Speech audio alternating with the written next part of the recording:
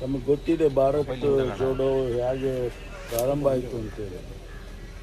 ಮಾನ್ಯ ರಾಹುಲ್ ಗಾಂಧಿಯವರು ಒಂದು ಹೊಸ ಸಂದೇಶವನ್ನು ಈ ದೇಶದ ಯುವಕರಿಗೆ ಕೊಡಬೇಕು ಅಂತೇಳಿ ಕಾಶ್ಮೀರದಿಂದ ಕನ್ಯಾಕುಮಾರಿವರೆಗೂ 3,000ಕ್ಕೂ ಹೆಚ್ಚು ಕಿಲೋಮೀಟರ್ಗಳನ್ನು ಪಾದಯಾತ್ರೆ ಮೂಲಕ ಮಾಡಿದರು.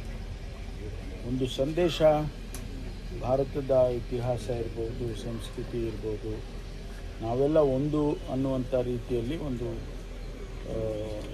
ಸಂದೇಶ ಹೋಗಲಿ ಯುವಕರಿಗೆ ಅಂತೇಳಿ ಮಾಡಿದ್ರು. ಅದರ ನೆನಪಿಗಾಗಿ ನಾವು ನಮ್ಮ ಸರ್ಕಾರ ಬಂದರೆ ನಾವು ಈ ಯುವಕರಿಗೋಸ್ಕರ ಒಂದು ಯೋಜನೆಯನ್ನು ಕಾರ್ಯಕ್ರಮವನ್ನು ಕೊಡ್ತೇವೆ, ಭಾರತ್ ಜೋಡೋ ಹೆಸರಿನಲ್ಲಿ ಅಂತ ಹೇಳಿ ನಮ್ಮ ಪ್ರಣಾಳಿಕೆಯಲ್ಲಿ ಕೂಡ ಸೇರಿಸಿದ್ದಾರೆ. ಈಗ ಮುಖ್ಯಮಂತ್ರಿಗಳು ಅದನ್ನು ಮತ್ತೆ ಪುನರ್ ಪರಿಶೀಲನೆ ಮಾಡಿ ನಾವು ಮಾಡೋಣ ಅಂತೇಳಿ ಚರ್ಚೆ ಮಾಡಿ ಅದಕ್ಕೆ ಅನುಮತಿಯನ್ನು ಕೊಟ್ಟಿದ್ದಾರೆ. ನಮ್ಮ ಸ್ಪೋರ್ಟ್ಸ್ ಮತ್ತು ಯೂತ್ ಎಂಪವರ್ಮೆಂಟ್ ಇಲಾಖೆಗೆ ಜವಾಬ್ದಾರಿಯನ್ನು ಕೊಟ್ಟಿದ್ದಾರೆ. ಅದರ ಜೊತೆಯಲ್ಲಿ ರೂರಲ್ ಡೆವಲಪ್ಮೆಂಟು ಮತ್ತು ಅರ್ಬನ್ ಡೆವಲಪ್ಮೆಂಟು ಈ ಯಾವ್ಯಾವ ಇಲಾಖೆಗೆ ಸಂಬಂಧಪಟ್ಟು ಬರುತ್ತೆ ಅದನ್ನೆಲ್ಲ ಆ ಇಲಾಖೆಗಳನ್ನು ಕೋಆಪ್ ಮಾಡಿಕೊಳ್ಳೋ ರೀತಿಯಲ್ಲಿ ಮಾಡಿ ಅದಕ್ಕೆ ಉನ್ನತ ಮಟ್ಟದ ಒಂದು ಸಮಿತಿಯನ್ನು ಕೂಡ ಮಾಡಿದ್ದಾರೆ. ಈಗಾಗಲೇ ನಾವು ಪಂಚಾಯಿತಿ ಮಟ್ಟದಲ್ಲಿ ಪ್ರತಿ ಪಂಚಾಯಿತಿಯಲ್ಲೂ ಕೂಡ ಒಂದು ಸಮಿತಿ ಆಗಬೇಕು ಅಂತೇಳಿ ಒಂದು SOPಯನ್ನು ನಿನ್ನೆ ತಾನೇ ಇಶ್ಯೂ ಮಾಡಿದ್ದೇವೆ. ಒಂದು 100 ಜನ, 200 ಜನ ಅಥವಾ 250 ಜನ depending on the size of the panchayat ಅವರು ಮಾಡಬೇಕು. ಅದರಲ್ಲಿ ಚಟುವಟಿಕೆಗಳೇನಿರಬೇಕು, ಕ್ರೀಡೆ ಇರ್ಬೋದು, ಸಾಂಸ್ಕೃತಿಕ ಕಾರ್ಯಕ್ರಮ ಇರ್ಬೋದು, ಅಥವಾ ನಮ್ಮ ನ್ಯಾಷನಲ್ ಡೇಸ್ ಏನಿದ್ದಾವೆ, ಇಂಡಿಪೆಂಡೆನ್ಸ್ ಡೇ, ರಿಪಬ್ಲಿಕ್ ಡೇ ಅಥವಾ ನ್ಯಾಷನಲ್ ಡೇಸ್ ಅಂತ ಏನು ಕರೀತೇವೆ, ಅವುಗಳನ್ನೆಲ್ಲ ಆಚರಣೆ ಮಾಡೋದು ಯಾವ ರೀತಿ ಮಾಡ್ಬೋದು ಮತ್ತು ಅದರ ಪ್ರಾಮುಖ್ಯತೆಯನ್ನು ಅವರೇ ಜವಾಬ್ದಾರಿ ತಗೊಳ್ಬೇಕು. ಆ 100-200 ಜನ ಸಮಿತಿ ಏನಿರುತ್ತೆ ಅವರು. ಇದಕ್ಕೆ ನಾವು ಪ್ರತಿ ವರ್ಷ 10 ಲಕ್ಷ ರೂಪಾಯಿಯನ್ನು ಕೊಡ್ತೇವೆ ಆ ಸಂಘಕ್ಕೆ. ಒಂದು ಸಂಘಕ್ಕೆ 10 ಲಕ್ಷ ರೂಪಾಯಿಯನ್ನು ಕೊಡೋದಕ್ಕೆ ತೀರ್ಮಾನ ಮಾಡಿದ್ದೇವೆ. ಬಹುಶಃ 1,000 ಕೋಟಿ ಆಗ್ಬೋದು, ಆದರೂ ಕೂಡ ಪರವಾಗಿಲ್ಲ. ಯುವಕರಿಗೋಸ್ಕರ ಅಷ್ಟು ಹಣ ಏನು ಖರ್ಚು ಮಾಡೋದರಲ್ಲಿ ತಪ್ಪಿಲ್ಲ ಅಂತೇಳಿ ಮಾನ್ಯ ಮುಖ್ಯಮಂತ್ರಿಗಳು ಮತ್ತು ಕ್ಯಾಬಿನೆಟಲ್ಲಿ ನಾವೆಲ್ಲ ಕೂಡ ಚರ್ಚೆ ಮಾಡಿದ್ದೇವೆ. ನಿನ್ನೆ ತಾನೇ ಮೆಂಬರ್ಶಿಪ್ ಹೇಗೆ ಮಾಡಬೇಕು ಮತ್ತು ಯಾರು ಇರಬೇಕು ಆ ಮೆಂಬರ್ಶಿಪ್ಪಲ್ಲಿ, ಎಲ್ಲ ಸಮುದಾಯವನ್ನು ಎಲ್ಲರನ್ನು ಸೇರಿಸ್ಕೊಳ್ಬೇಕು ಅಂಥೇಳಿ ನಿನ್ನೆ ಒಂದು SOPಯನ್ನು ಇಶ್ಯೂ ಮಾಡಿದ್ದೆವು ನಮ್ಮ ಇಲಾಖೆಯಿಂದ, ಸ್ಪೋರ್ಟ್ಸ್ ಇಲಾಖೆಯಿಂದ. ಹಾಗಾಗಿ ಇದನ್ನು ಚಾಲನೆ ಕೊಡ್ತೇವೆ.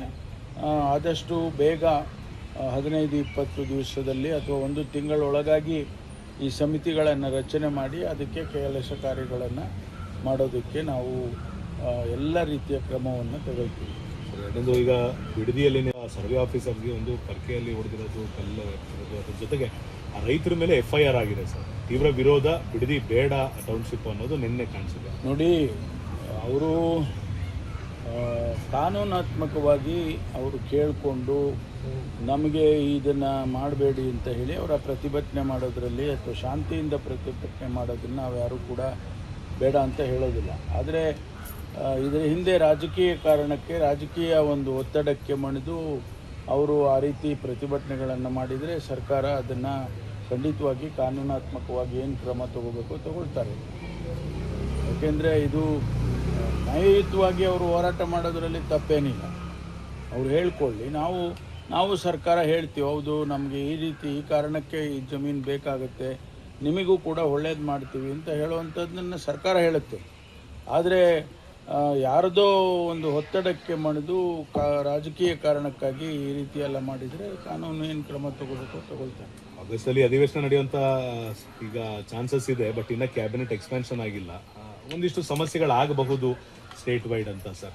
ಇಲ್ಲ, ನೋಡೋಣ. ಅದನ್ನೆಲ್ಲವನ್ನು ಕೂಡ ನಾವು ಫೇಸ್ ಮಾಡಲೇಬೇಕಲ್ಲ, ಮಾಡ್ತೀವಿ. ಸ್ಪೀಕರ್ ಯಾರಾಗ ಇನ್ನೂ 20 ಹುದ್ದೆಗಳು ಸಚಿವ ಸಂಪುಟದಲ್ಲಿ ಖಾಲಿ ಇದೆ. ಅದನ್ನು ತುಂಬೋದಕ್ಕೆ ಈಗಾಗಲೇ ಹೈಕಮಾಂಡ್ನವರು ಚರ್ಚೆಗಳನ್ನು ಮಾಡ್ತಿದ್ದಾರೆ. ರಾಹುಲ್ ಗಾಂಧಿಯವರು ಕೂಡ ಈಗ ವಾಪಸ್ ಬಂದಿದ್ದಾರೆ ಅವರು ವಿದೇಶ ಪ್ರವಾಸದಿಂದ. ಬಹುಶಃ ಮುಂದಿನ ದಿನಗಳಲ್ಲಿ ಕೆಲಸ. ಸಲ್ವದಿ ನಾರಾಯಣ ಸ್ವಾಮಿ ಅವರು ಮಾತಾಡುವಾಗ ಯಾರು ಅತ್ಯಂತ ಹೆಚ್ಚಿನ ತೂಕವನ್ನು ಹೈಕಮಾಂಡ್ ಕಲ್ಪಿಸ್ತಾರೆ ಕಪ್ಪು ಕಾಣಿಕೆಯನ್ನು ಅವರಿಗೆ ಸಚಿವ ಸ್ಥಾನವನ್ನು ಕೊಡ್ತಾರೆ. ಕಾಂಗ್ರೆಸ್ ಹೈಕಮಾಂಡ್ನಲ್ಲಿ ಇದೇ ಪದ್ಧತಿ ಇರೋದು ಅಂತ ಬಹಿರಂಗವಾಗಿ ಹೇಳಿದ್ದಾರೆ. ಭಾರತೀಯ ಜನತಾ ಪಾರ್ಟಿಯಲ್ಲಿ ಏನು ಮಾಡಿದ್ರು ಅದನ್ನು ಅವ್ರು ಹೇಳ್ತಾರೆ. ಭಾರತೀಯ ಜನತಾ ಪಾರ್ಟಿಯಲ್ಲಿ ಅದನ್ನೇ ಮಾಡಿರ್ಬೇಕಲ್ವ ಅವರು. ಅದನ್ನು ಅವರು ನಮ್ಮ ಬಗ್ಗೆ ಹೇಳೋದು ಅಷ್ಟು ಸರಿ ಇರಲ್ಲ. ಸ್ಪೀಕರ್ ಯಾರಾಗ್ಬೋದು? ಇನ್ನಷ್ಟು ಹೆಚ್ಚಿನ ಮಾಹಿತಿಗಾಗಿ ಫಾಲೋ ಮಾಡಿ ಬ್ರಿಗೇಡ್ ನ್ಯೂಸ್ ಕನ್ನಡ.